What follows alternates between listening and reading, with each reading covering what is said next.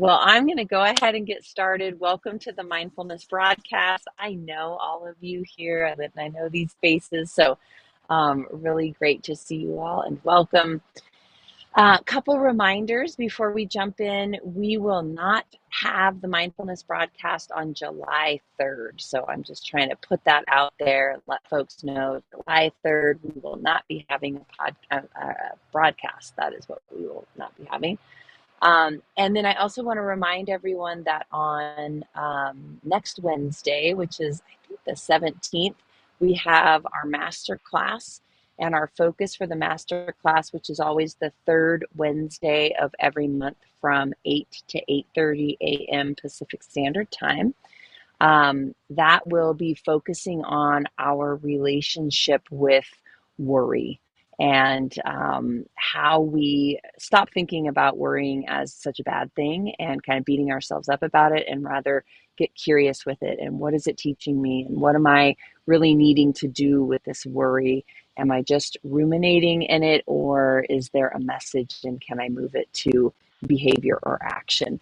So building a relationship with it, and of course the neuroscience of that. So I hope you join us for the Mindful Masterclass next Wednesday. And if you don't have a link, the link is in our latest newsletter. If you don't have it and you need that, make sure you put your email in the chat, and Jen will make sure that you get that invite and you can register for it.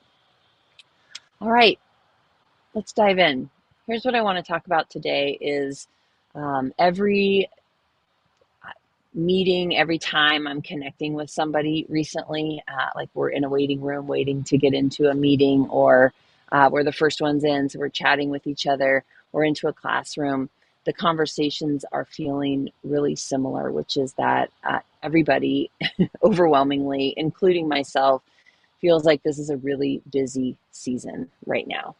I was just sharing with somebody the other day that I was trying to make plans with a family friend for our families to get together and hang out, and was just feeling this reluctance to even respond to the text, because my answer was, we don't have a free time, or where we could hang out for a couple hours until mid-July. And it just felt like I would just prefer to not even answer the text and avoid that conversation, because I didn't want to face the fact that every weekend and every evening we have some obligation, and they're fun obligations, they're great obligations, but there's no big space between now and the middle of July. And that seems to be a common thread. These are the seasons of graduations and trips and changes and movements and things that are happening. It's a busy season. And so what I wanted to focus on today is creating moments of reprieve.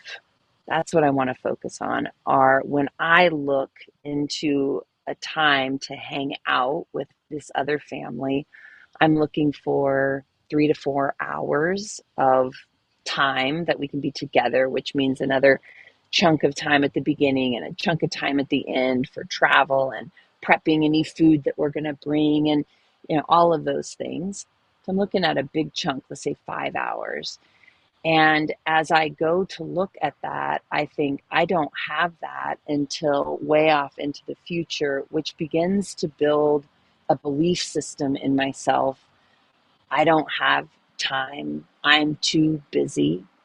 And then I'm rehearsing that. So I'm going to meetings and I'm seeing people. How are you? Oh, I'm just so busy. I don't have any time right now. So then I'm really rehearsing this and owning this belief system, maybe even building it into this identity, like I am an exhausted person. I am a busy person. And it starts to just permeate into my nervous system, into my sleep patterns, into all of these areas of my life. And I feel the pressure of that. And so with mindfulness, what we're doing, and I'm using my example as time, and so you might find that there are other areas of your life that you can apply this, and I'm guessing there are, but really thinking about what are the beliefs, the identities that we rehearse over and over and over again. And how is that impacting me and my life and my relationship with living and with others? And it's usually something I don't want. I don't want to be a busy person. I don't want to not have any time. What I want is some spaciousness. What I want are moments of creativity and connectedness and spontaneity. And so the more I rehearse the thing I don't want, the less I get what I want. And so with mindfulness, it's building the awareness of that pattern, observing this tension that I'm building in my life between what I'm committing to and what I actually want, and that I'm actually kind of repelling those things from each other. And mindfulness practice allows me to bring it in and look at all of it and observe it and just say something like, that's interesting.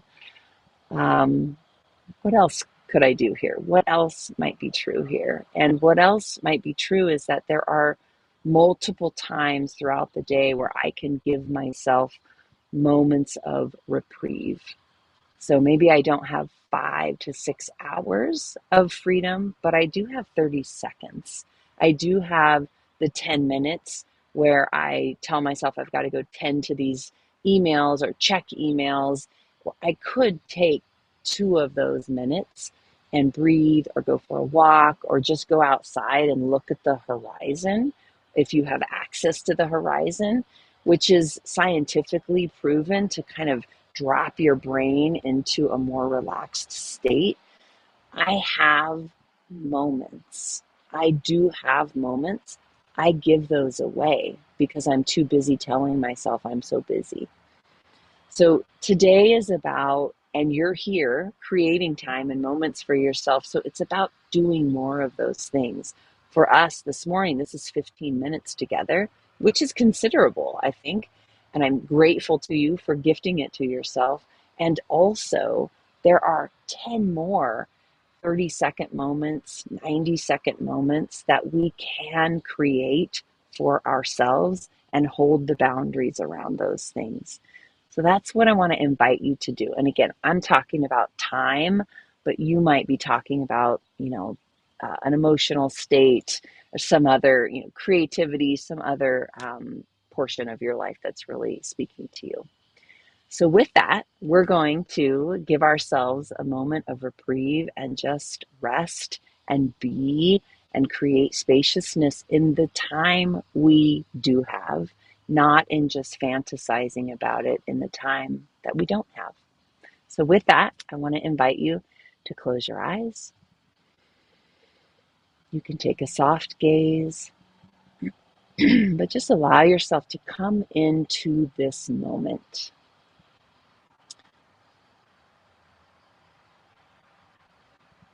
Notice your breath.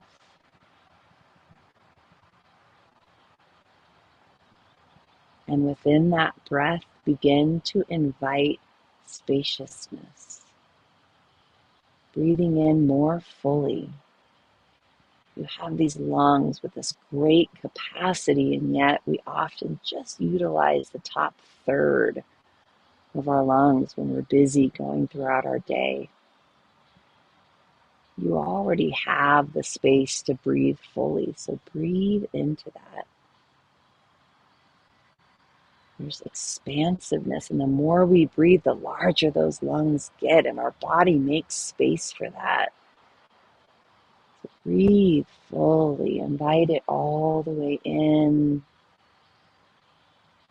Allow it to swirl around in there a little bit, and then fully let it go. Exhale.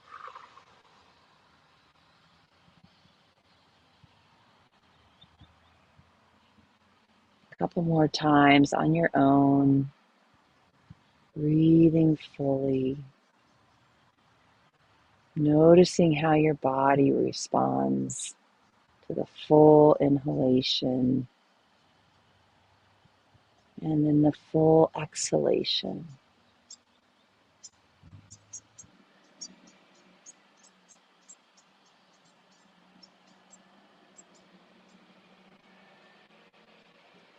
There's no hurry.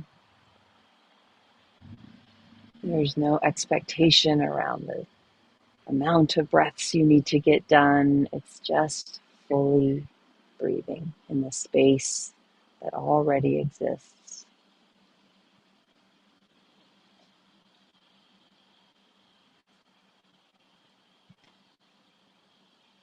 And then in that same mindset, I'm going to invite you to bring that expansiveness and that invitation for spaciousness into your body, allowing it to kind of spread out, if you will. The busier we get, the tenser we get, the more we restrict our body and our muscles and our blood flow. And so just allow it to kind of melt, open, soften the belly, soften the leg muscles, allow your feet and your toes to expand and create space and connection. Maybe expand your hands and your fingers. Roll your shoulders back and open up that space. Find more space between your ears and your shoulders. You can drop one and stretch one side and the other, extending the neck up, lifting the crown of the head, taking up space physically with this beautiful body. You might invite openness and spaciousness to your face, another place that we constrict when we're busy. We bring our eyes closer together with our muscles between our eyebrows. We tighten up the muscles of the face. And so again, just expand, opening. You might even invite a slight smile, extending the edges of the mouth, allowing your muscles in your jaw to relax, space between your teeth, room for your tongue. So many places we have space. Go into all of those right now.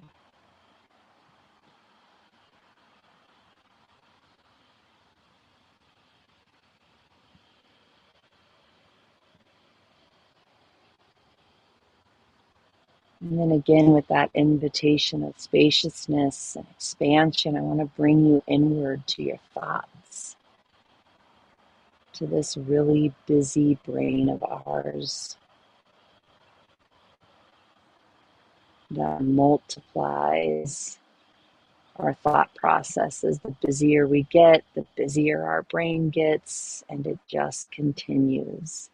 Goes right into our spaces of rest and ease and fills those with thoughts, to-dos. So what we want to do is really carve out those brain spaces, even if it's for 5 seconds at a time. Just noticing the busyness of the brain and seeing if instead you can just focus in on one thing for a moment. And that can be your body.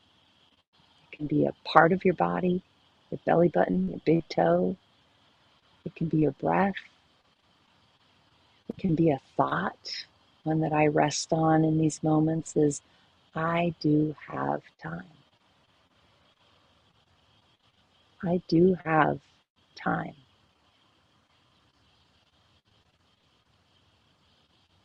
Just being with that for a moment as my brain comes back in to try to fill that space, remind me of the things I need to do. I just say, not yet, not yet. I do have time. I have this time. I have this moment. Not yet, brain. And I just return to the spaciousness.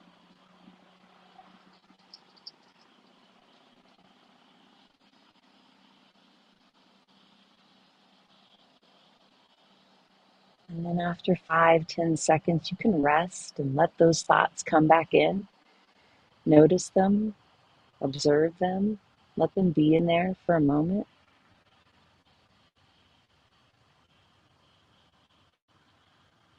And then again, take the space. Focus back in on whatever it is you brought your attention to. Notice the details of it.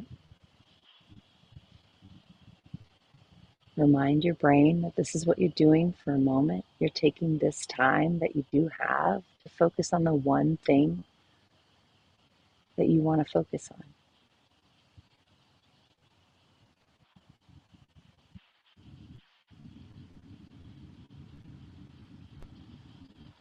And as those thoughts creep in, no thanks. I'm doing this right now. Not yet.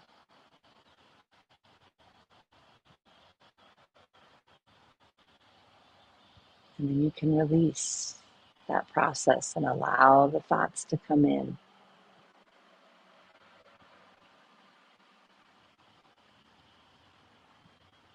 And we're going to close out the practice. I took a little bit more of your time. Take a final breath together in this space, breathing in, breathing out, opening up your eyes and coming back together. Thank you for being here, everyone. I appreciate